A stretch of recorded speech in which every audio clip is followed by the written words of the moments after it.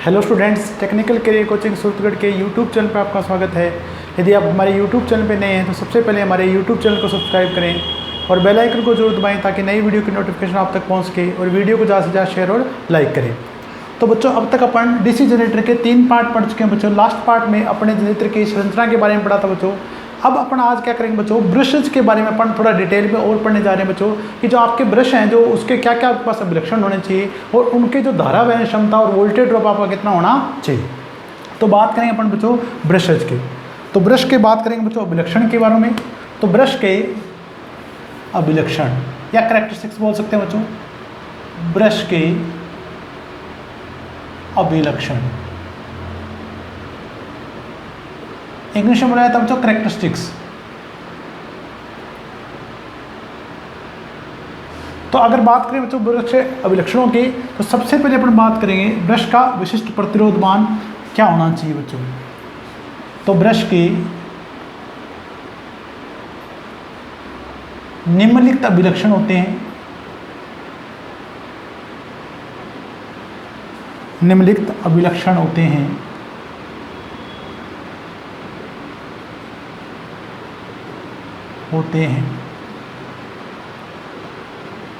पहला है अपने बच्चों ब्रश का विशिष्ट प्रतिरोध।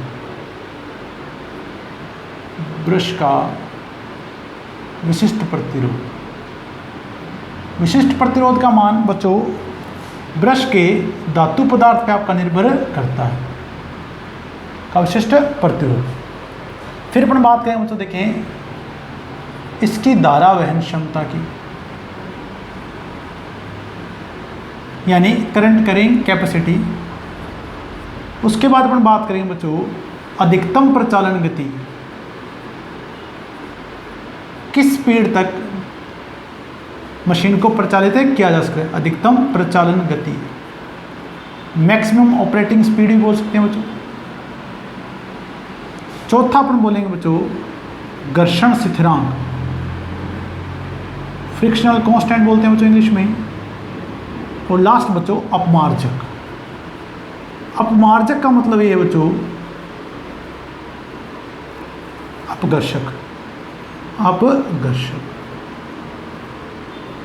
यानी आपके ब्रश में घिसने का गुण भी अपने पास होना चाहिए।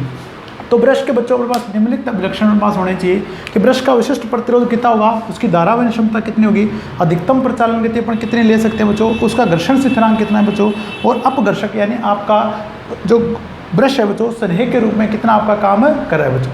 अब देखिए बच्चों, अगर अपन बात करते हैं घर्षण स्थिरांक की बच्चों, तो घर्षण स्थिरांक का मान अपने पास देखिए बच्चों 0.22 से या 0.22 से कम होगा यदि आपका जो स्प्रिंग है बच्चों उसका दबाव अपने पास क्या होगा बच्चों, कम होगा। यदि आप स्प्रिंग का ब्रश पे दबाव अगर आप ज़्यादा रखेंगे तो घर्षण स्थिरांक का मान अपने पास 0.40 से क्या होगा बच्चों, कम हो। अगर आप ब्रश पे अधिक अगर आप स्प्रिंग पर अगर आप ब्रश पर अधिक दबाव रहते हैं बच्चों तो इसमें ब्रशों में चैटरिंग की समस्या उत्पन्न होती है। चैटरिंग मतलब बच्चों यानी आपके चिकचिहाट की आवाज़ उत्पन्न करने लग जाते हैं बच्चों। तो अब अपन बात करें बच्चों घर्षण स्थिरांक की, तो निम्न अपने पास 5 अभिलक्षण आपके होंगे बच्चों ब्रश के। तो बात करें बच्चों अपन घर्षण स्थिरांक की।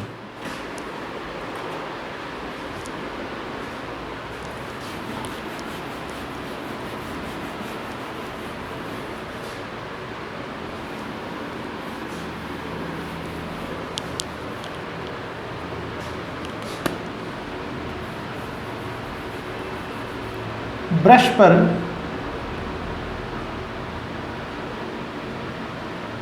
कम स्प्रिंग दबाव होने पर घर्षण स्थिरांक का मान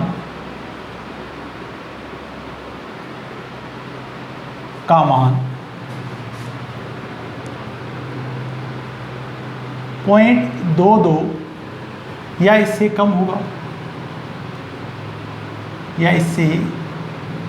होगा तथा ब्रश पर अधिक स्प्रिंग दबाव होने पर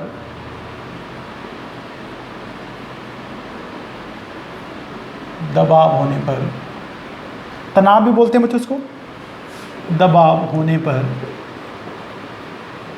घर्षण स्थिरांक का मान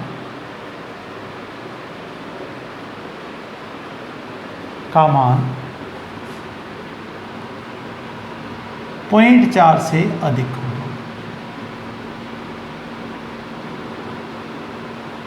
ठीक बच्चों, अगर आपके पास अधिक ब्रश दबाव देते हैं बच्चों तो आपके इस पर ब्रश पर चेटरिंग और चिप की समस्या उत्पन्न हो जाती है। अधिक ब्रश दबाव के कारण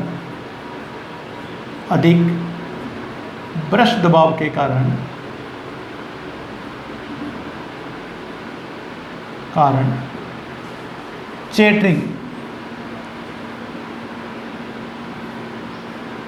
चिकचिकाहट की आवाज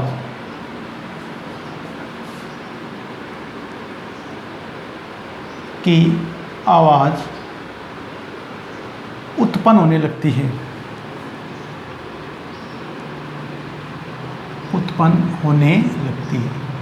और आपका ब्रश है वो टुकड़ों में भी विभाजित हो सकता है बच्चों। तो घर्षण स्थिरांक का मान अपने पास लो प्रेशर पर रहेगा 0.22 या इससे कम, और अधिक दबाव पर अपने पास रहेगा बच्चों 0.4 से अधिक। अगर आप अधिक दबाव देते हैं तो आपके पास चेटरिंग या चिकचिकाहट की आवाज़ आपके पास उत्पन्न होने लगती है। अब देखिए बच्चों, अपन जो ब्रश का जो उपयोग करते हैं वो 4 ग्रेड के अपन ब्रश इसमें काम में ले सकते हैं। तो इनकी धारा वहन क्षमता और अपन वोल्टेज ड्रॉप के बारे में लिखेंगे बच्चों, जो कि परीक्षा में पूछा जा चुका है। तो नोट कर लें बच्चों यहाँ तक। अब हम देखें बच्चों, 4 तरह के अपन ब्रश काम में लेंगे।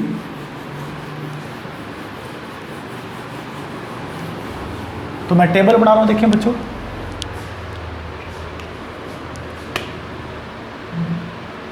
ब्रश का प्रकार,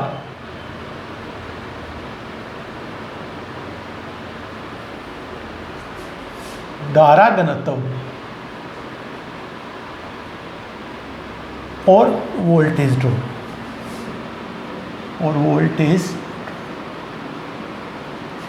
ठीक है। अगर आप नरम ग्रेफाइट के ब्रश अपन यूज काम में लेते हैं तो देखें, नरम ग्रेफाइट,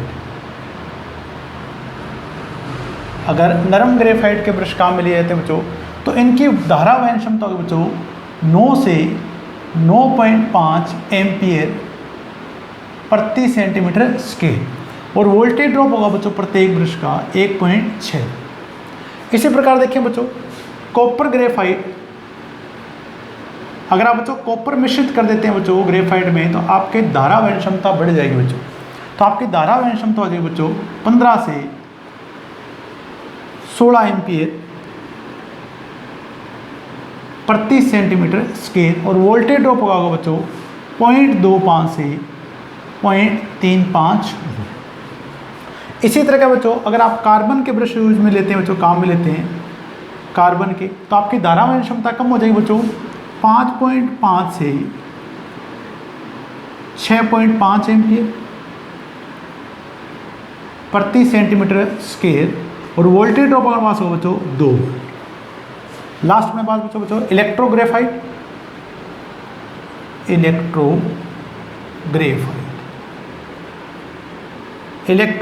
का अगर आप काम में लेते हैं बच्चों तो आपकी धारा वहन क्षमता होगी 8 एम्पियर से लेके 9.9 एम्पियर तक, 8.5 एम्पियर से 9 एम्पियर प्रति सेंटीमीटर स्क्वायर, और इनका वोल्टेज ड्रॉप होगा बच्चों 1.7 वोल्ट से 1.8।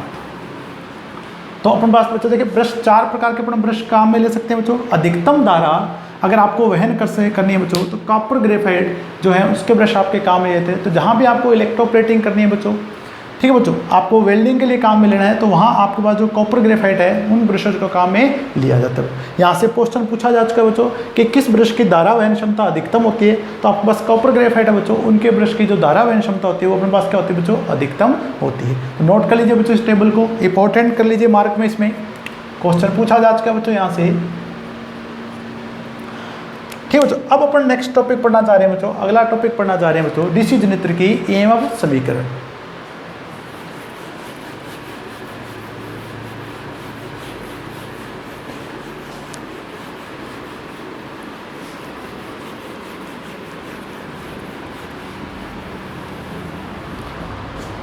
अगला टॉपिक अपन स्टार्ट कर रहे हैं बच्चों, देखिए नया टॉपिक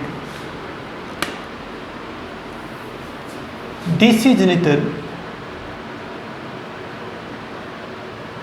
की ईएमएफ समीकरण।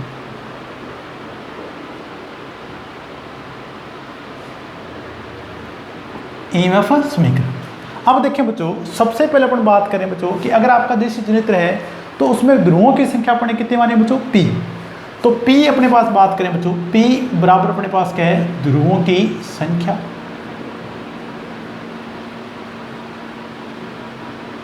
और प्रत्येक जो फ्लक्स, जो पोल आपका फ्लक्स पैदा करेगा बच्चों, वो होगा फाई वेबर।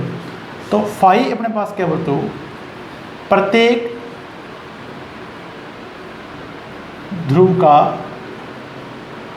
चुंबकीय फ्लक्स, और चुंबकीय फ्लक्स की इकाई अपने पास क्या पड़ी बच्चों, वेबर। चुंबकीय फ्लक्स, और ये फ्लक्स अपने पास क्या होगा बच्चों, वेबर। ठीक है बच्चों। अब देखें बच्चों, जेड अपने पास क्या होगी, चालकों की संख्या, आर्मेचर में चालकों की संख्या। ए अपने पास बच्चों दिया गया है समांतर पथों की संख्या, पथों की संख्या।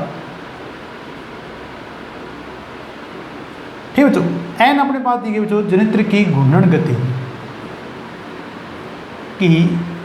घूर्णन गति, जनित्र की घूर्णन गति। अब देखिए बच्चों, आपका जो डीसी जनित्र है उसमें अपन ईएमएफ समीकरण किस प्रकार अपन, ठीक है बच्चों, व्यवस्थित करेंगे। देखें अब देखिए बच्चों, अगर अपन बात करें कि आपके पास जो डीसी जनित्र है बच्चों, उसमें जो आपके पास उत्पन्न ईएमएफ उत्पन्न होगा बच्चों, वो फैराडे के विद्युत चुंबकीय प्रेरण के नियम से उत्पन्न होगा। ठीक है बच्चों, सबसे पहले आप नोट कर लीजिए बच्चों। अब देखिए बच्चों, अगर आपके पास पी ध्रुव हैं, देखिए बच्चों,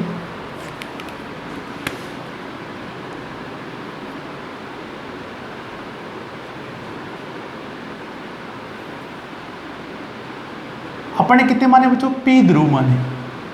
मैंने मान लिया बच्चों इसमें एक एन पोल है और दूसरा अपने पास क्या बच्चों, इसमें एस पोल है। अब देखिए बच्चों, इस एन पोल से आपका फ्लक्स निकलेगा बच्चों, और ये एन पोल से फ्लक्स आपका पहुंचेगा एस पोल की ओर। वो इस सिरे से बच्चों एस पोल से आपका फ्लक्स एन से निकलेगा और वापस कहाँ पहुंचेगा बच्चों, एस। आधा फ्लक्स इस परिपथ में होगा, आधा फ्लक्स अपने पास क्या होगा बच्चों, इस परिपथ में होगा। अब देखिए बच्चों, यदि मैं एक चालक घुमाता हूँ बच्चों, इस चालक को घुमाता हूँ बच्चों, देखें अगर मैं इस चालक को घुमाऊंगा तो जितने पोल होंगे उतनी बार मेरा फ्लक्स कटेगा बच्चों।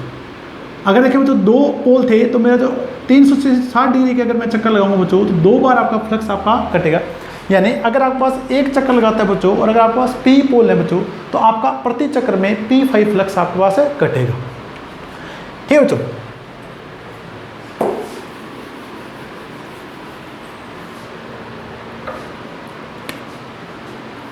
डीसी जनित्र में फैराडे के विद्युत चुंबकीय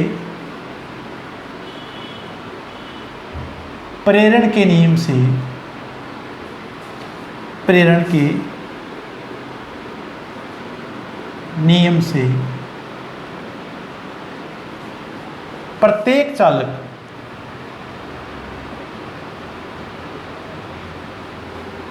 में उत्पन्न औसत वोल्टेज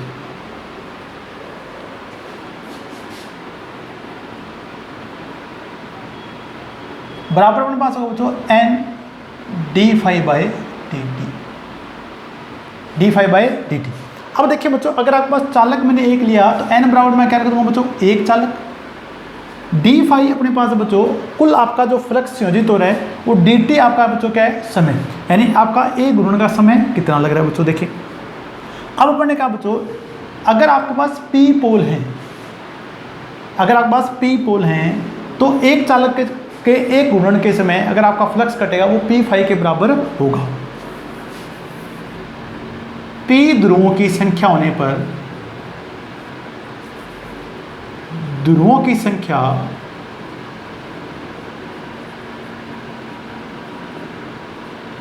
P होने पर एक चालक द्वारा एक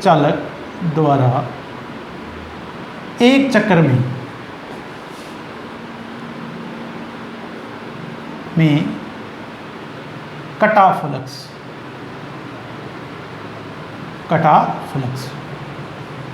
तो ये आपके पास जो एक चक्कर में जो फ्लक्स कटेगा वो अपने पास क्या हो बच्चों, P5 वेबर। जो फ्लक्स कटेगा बच्चों वो अपने पास क्या हो बच्चों, P5 वेबर। तो अपने पास P अपने पास क्या बच्चों, ध्रुवों की संख्या, यानी D5 जो अपने पास है वो बच्चों अपने पास क्या होगा बच्चों, P5। अब देखिए बच्चों, एक चक्कर लगाने में आपके पास समय कितना लगेगा बच्चों। चालक को एक चक्कर लगाने में लगा समय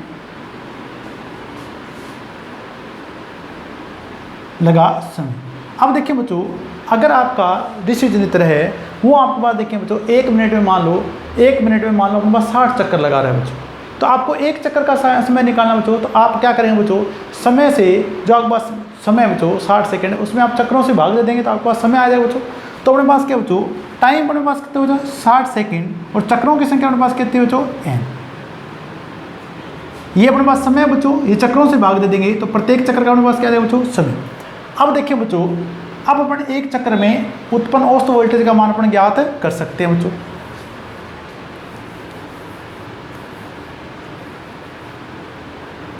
एक चालक में एक चक्कर में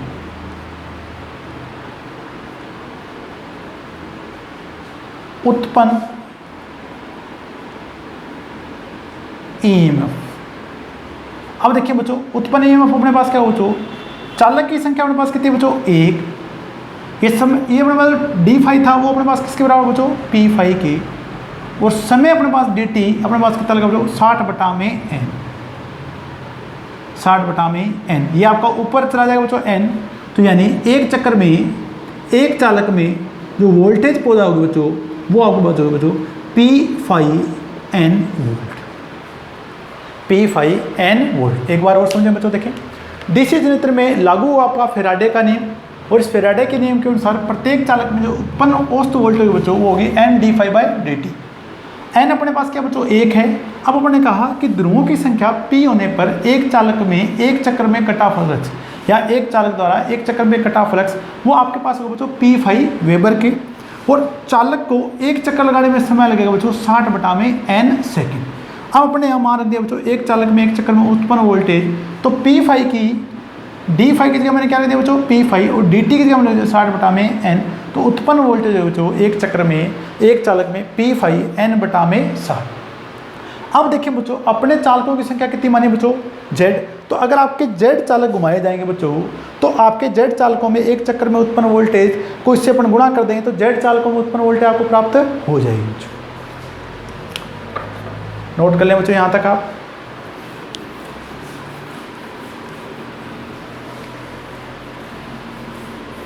अब देखिए बच्चों, Z चालकों में एक चक्कर में उत्पन्न EMF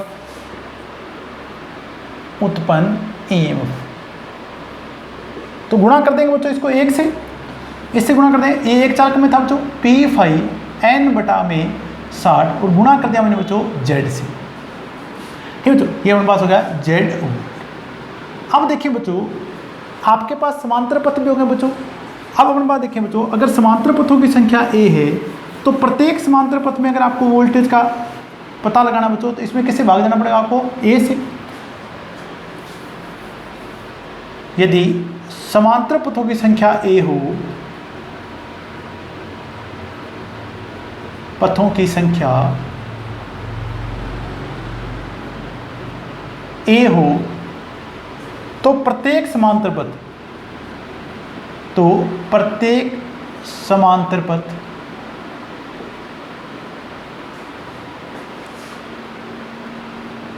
में उत्पन्न वोल्टेज उत्पन्न वोल्टेज। ए से भाग देंगे बच्चों, यहाँ पे प्रत्येक समांतर पथ की निकालेंगे। उत्पन्न वोल्टेज बराबर अपने पास हो जाएगा बच्चों, देखें P फाई N 60 गुणा में Z बटा में A, Z बटा में A। तो अपने पास उत्पन्न वोल्टेज की जो समीकरण अपने पास प्राप्त हुई बच्चों, देखें E बराबर अपने पास प्राप्त हुआ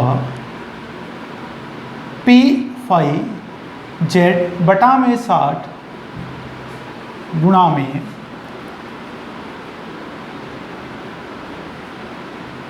Z बटा में A। अब देखिए बच्चों, देखें अगर अपन बात करें समांतर पथों की बात करते हैं बच्चों, तो समांतर पथ आपके पास देखिए बच्चों, आर्मेचर वाइंडिंग को दो तरीके से बनाया जा सकता है। एक को लैप संयोजित करेंगे और एक को अपन क्या करेंगे बच्चों, वेव संयोजित करेंगे। अगर आपकी लैप संयोजित है बच्चों वाइंडिंग, तो लैप संयोजित में समांतर पथों की संख्या ध्रुवों की संख्या के बराबर होगी बच्चों। ठीक है बच्चों, लैप संयोजित वाइंडिंग में, लैप संयोजित आर्मेचर वाइंडिंग में, आर्मेचर वाइंडिंग में समांतर पथों की संख्या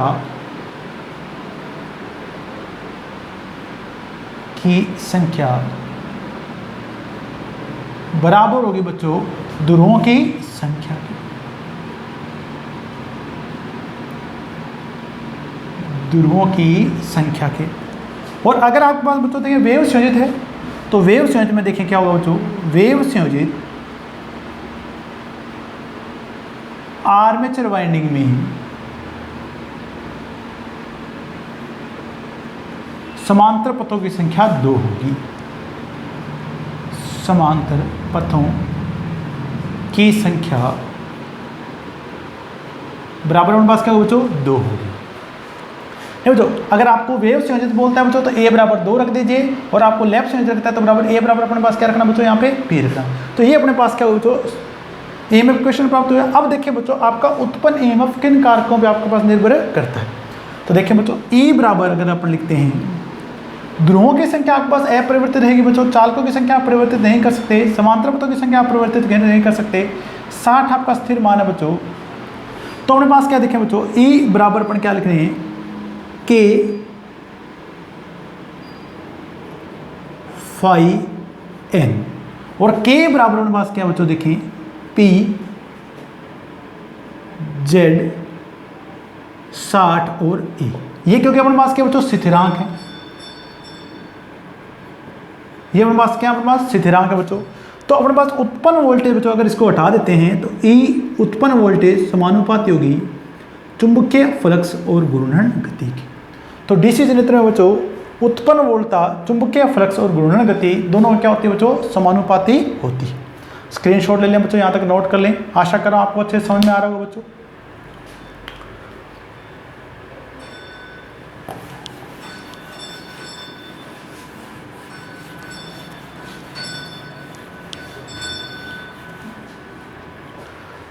तो डीसी जनरेटर में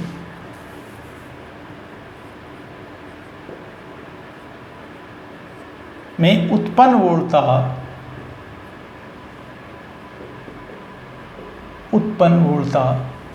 चुंबकीय फ्लक्स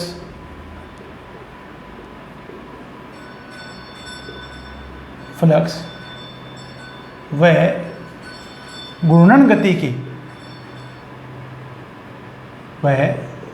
घूर्णन गति की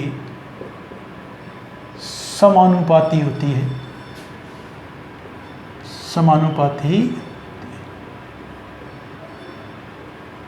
घूर्णन गति के समानुपाती होती है। नोट कर लीजिए बच्चों यहाँ तक।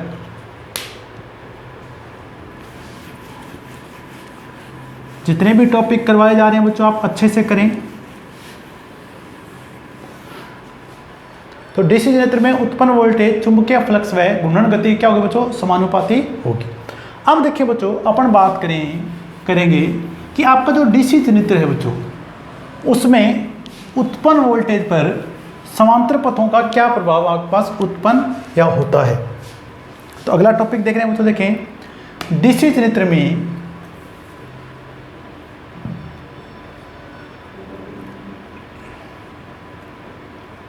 समांतर पथों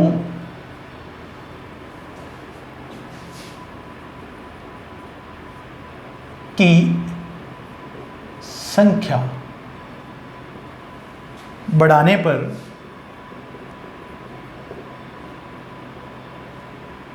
उत्पन्न प्रभाव। यदि आप समांतर पथों की संख्या बढ़ा देते हैं बच्चों, तो आपके डीसी जनित्र में क्या क्या प्रभाव पास उत्पन्न होंगे, इसकी अपन बात करें बच्चों। देखें, अपन एक उदाहरण के द्वारा इसको करेंगे बच्चों। देखें, मैं एक एग्जांपल ले रहा हूं बच्चों। देखें, उदाहरण ले रहे हैं अपन। देखें, एक डीसी जनित्र अपन लिया। देखें बच्चों, एक डीसी जनित्र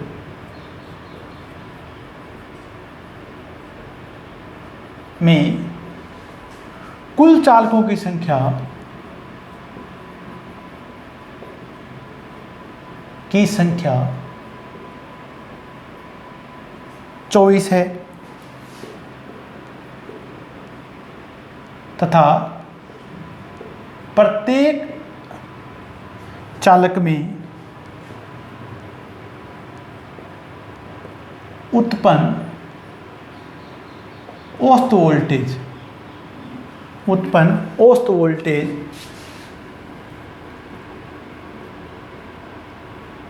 2 वोल्ट है।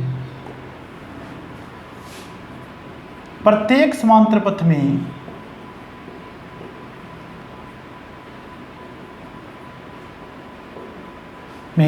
अधिकतम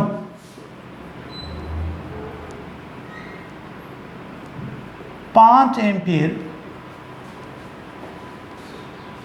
धारा प्रवाहित की जा सकती है।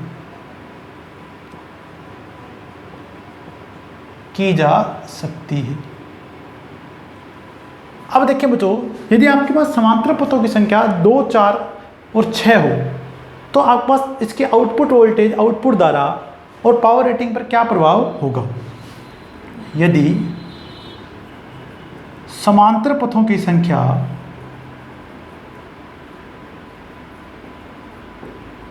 की संख्या 2, 4 व 6 हो,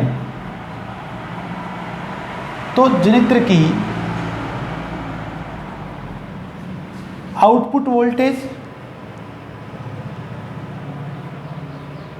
आउटपुट धारा तथा पावर रेटिंग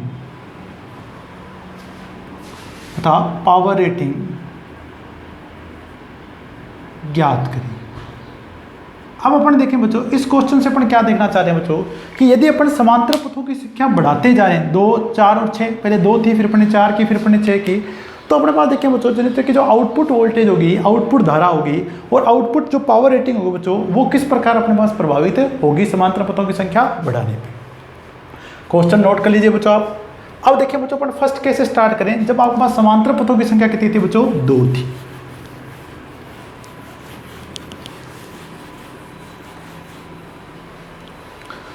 अब देखिए बच्चों, मैं केस फर्स्ट ले रहा हूं बच्चों। केस फर्स्ट, जब ए अपने पास कितना था बच्चों, 2। यदि आपके पास ए अपने पास 2 बच्चों और कुल चालक अपने पास कितने बच्चों, 24, तो प्रत्येक समांतर पथ में चालकों की संख्या 12 होगी। तो प्रत्येक समांतर पथ में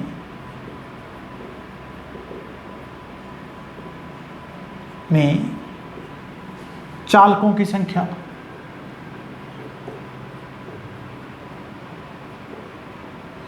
बराबर अपने पास होगा बच्चों Z बटा में E।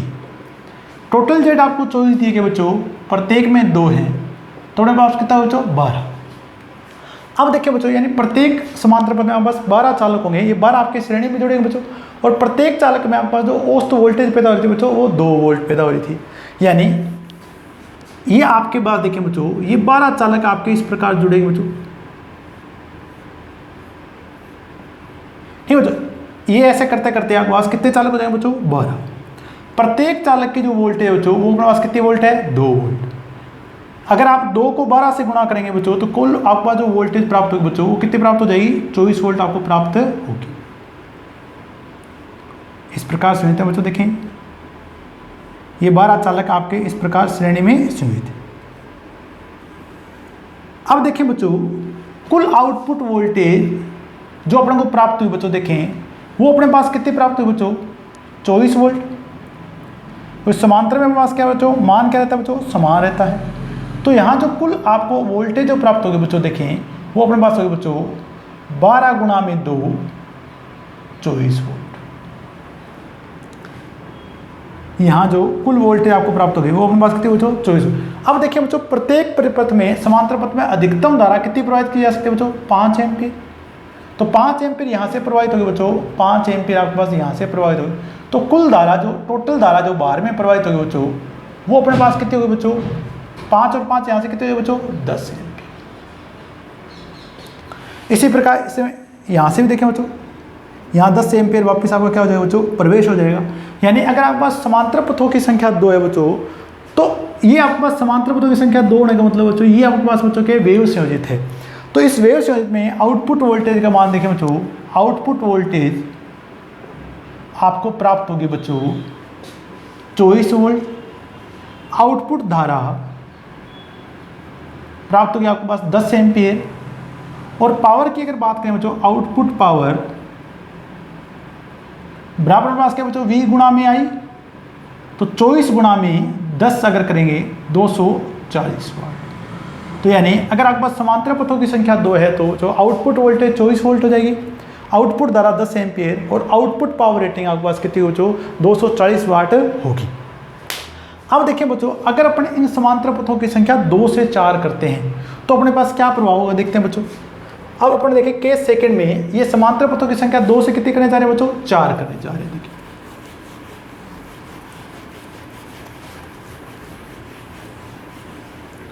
केस सेकंड की अगर अपन बात करें बच्चों, केस सेकंड में अपने समांतर पथों की संख्या कितनी करती है बच्चों, 4।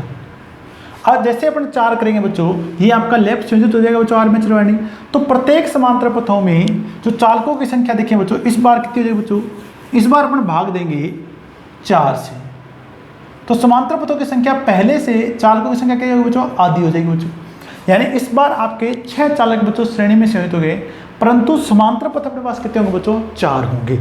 तो देखिए बच्चों, इस प्रकार आपका किस पर केस सेकंड किस प्रकार बनेगा बच्चों, देखें इस बार आप देखिए बच्चों 6 चालक संयोजित करेंगे बच्चों। देखें ये 3 आगे डैश डैश में मैंने लिख दिया बच्चों, ये आपका छठा चालक। अब प्रत्येक चालक की 2 वोल्ट 2 वोल्ट 2 वोल्ट और कितने बच्चों, 2 वोल्ट। 6 चालक जोड़ेंगे तो आउटपुट वोल्टेज आपको प्रत्येक समांतर पथ की 2 गुणा में 6 करते हैं बच्चों, 12 वोल्ट आपको प्राप्त होगी। परंतु समांतर पथों की संख्या हमारे पास कितनी बच्चों, इस बार 4 है।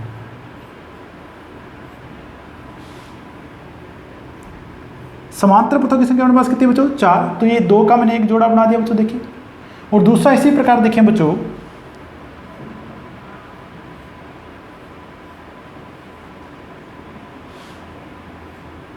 ये अपना दूसरा हो गया बच्चों। देखिए इसमें अपने पास फिर अपने पास देखिए बच्चों 6 चालक आपके संयोजित हैं,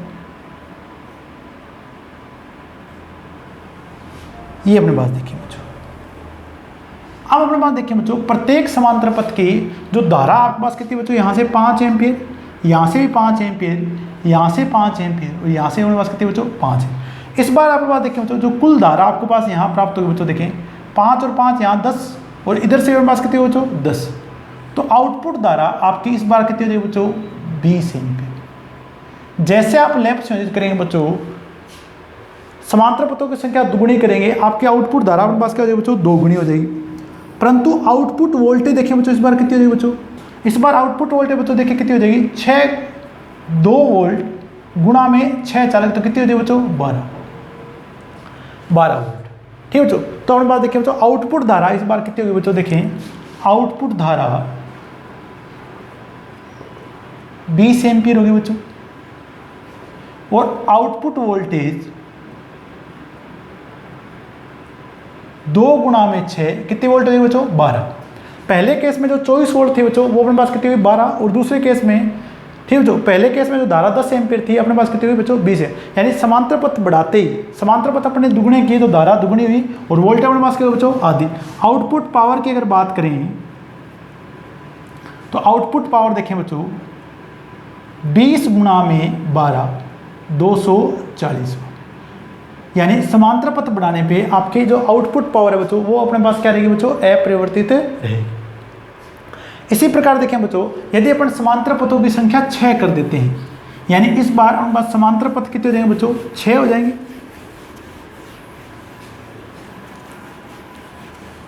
इस बार हमारे पास समांतर पथों की संख्या अपने पास कितनी हो जाएगी बच्चों? 6 हो जाएगी।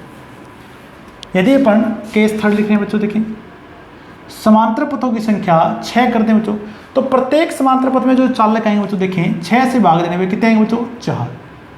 अब प्रत्येक चालक में जो वोल्टेज पैदा होती है बच्चों 2 वोल्ट हुई थी, तो अगर अपन सीधा करें बच्चों तो प्रत्येक चालक में जो वोल्टेज पैदा होगी बच्चों, अब हमारे पास प्रत्येक समांतर पथ की वोल्टेज हमारे पास कितनी होगी बच्चों? 8 वोल्ट हो जाएगी। तो केस थर्ड में देखिए बच्चों, प्रत्येक समांतर पथ की वोल्टेज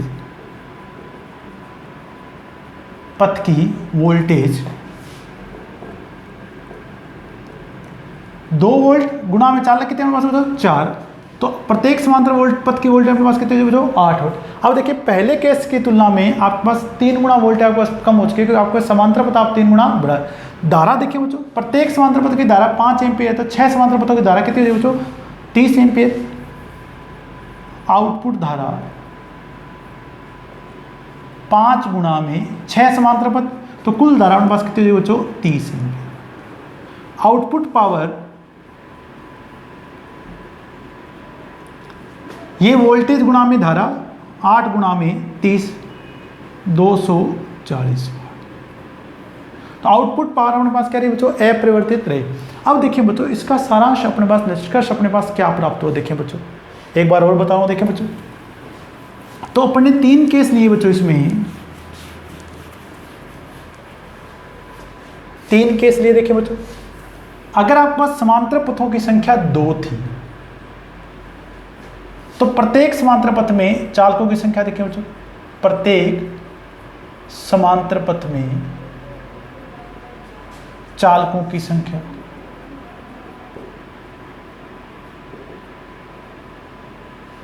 प्रत्येक समांतर पथ में चालकों की संख्या अपने पास हुई 24/2 बच्चों 12।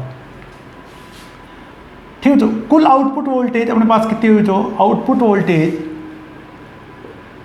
12 गुणा में 2 कितनी वोल्ट हुई बच्चों? 24 वोल्ट। प्रत्येक समांतर पथ में धारा जो प्रवाहित करें बच्चों, वो आपके पास कितनी थी बच्चों? 5 एम्पीयर। तो आउटपुट धारा यहां प्राप्त हुई बच्चों आपको 10 एम्पीयर, और आउटपुट पावर आपको प्राप्त हुई बच्चों 240 वाट। वोल्टेज और धारा का मल्टीप्लाई आपको पावर प्राप्त हुई बच्चों। जैसे आपने समांतर पथों की संख्या 4 की बच्चों, इसका दुगुना किया आपने, तो यहां चालकों की संख्या हमारे पास क्या होगी बच्चों? आधी होगी बच्चों। तो प्रत्येक समांतर पथ में चालकों की संख्या, ये अपने पास होगी बच्चों 24/4 कितनी होगी बच्चों? 6। अब आपके आउटपुट वोल्टेज देखें बच्चों, आउटपुट वोल्टेज होगी अपने पास देखिए बच्चों 6 गुणा में 2 12। यहां से अपने पास क्या होगा बच्चों? आधी। और आउटपुट धारा देखें बच्चों 4 गुणा में 5, ये अपने पास होगी बच्चों 20 एम्पीयर। जैसे अपन समांतर पथ बढ़ाएंगे बच्चों, आपके पास आउटपुट धारा, आउटपुट वोल्टेज घटेगी, आउटपुट धारा आपके पास बढ़ेगी, और पावर अपने पास क्या रहेगी बच्चों? सेम रहेगी। आउटपुट पावर 12 गुणा में 20, 240। इसी प्रकार देखें बच्चों, अगर आप समांतर पथों की संख्या 6 करते हैं बच्चों, तो प्रत्येक समांतर में 4 रहेगी। आउटपुट वोल्टेज का मान आपको 8 प्राप्त होगा, आउटपुट धारा आपको 30 एम्पीयर प्राप्त होगी, और पावर रेटिंग 240। तो बच्चों यहाँ से अपने को जो निष्कर्ष प्राप्त होगा बच्चों, देखें कि यदि आप डीसी जनरेटर में समांतर पथों की संख्या बढ़ाते हैं, तो आपके पास क्या, आपके पास प्रभाव उत्पन्न होगा। देखिए बच्चों, इसको नोट कर लें अच्छे से। तो निष्कर्ष अपने पास क्या प्राप्त हो, देखें बच्चों,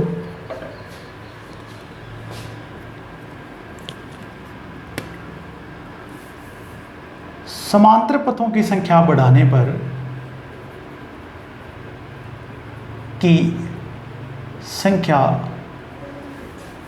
पर जनरेटर की आउटपुट वोल्टेज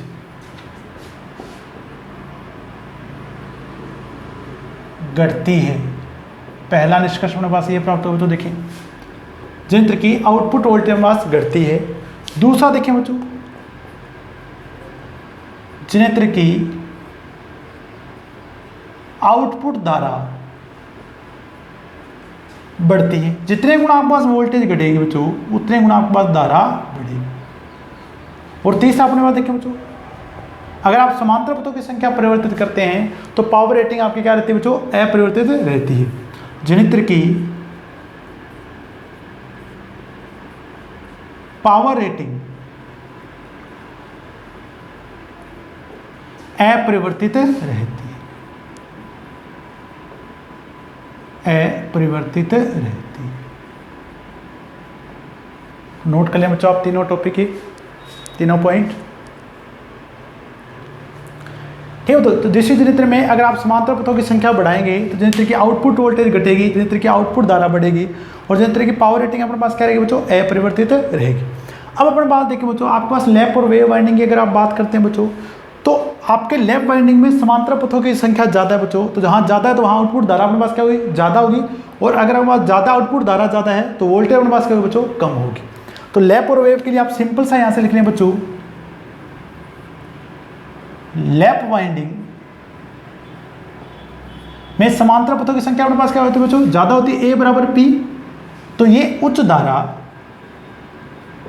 डिटेल में अपन बाद में पढ़ेंगे बच्चों, उच्च धारा और कम वोल्टता के लिए, कम वोल्टता। और वेव वाइंडिंग में बात करें बच्चों, देखिए यहां समांतर पथों की संख्या पास कितनी है बच्चों, 2। अगर समांतर पथों की संख्या कम है तो धारा कम होगी, वोल्टता अपने पास क्या होगा बच्चों, ज्यादा। तो निम्न धारा और उच्च वोल्टता, डिटेल में अपन इसके बारे में बाद में पढ़ेंगे बच्चों। देखिए तो लैप और वेव वाइंडिंग, लैप वाइंडिंग उच्च धारा के लिए कम वोल्टता और वेव वाइंडिंग निम्न धारा उच्च वोल्टता के लिए काम में ली जाती है। एक क्वेश्चन दे रहा हूं बच्चों आपको होमवर्क के लिए, जरूर करें और करने के बाद रिप्लाई जरूर करें बच्चों।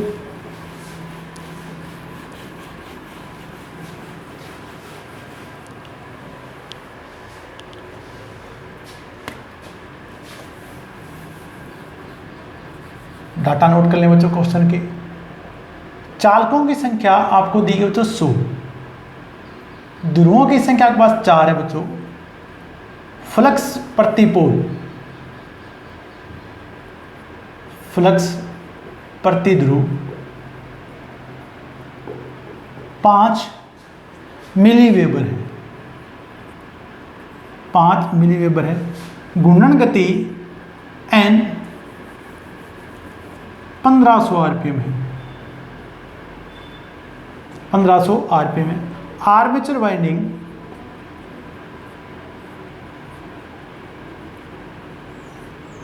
वेव संयोजित है,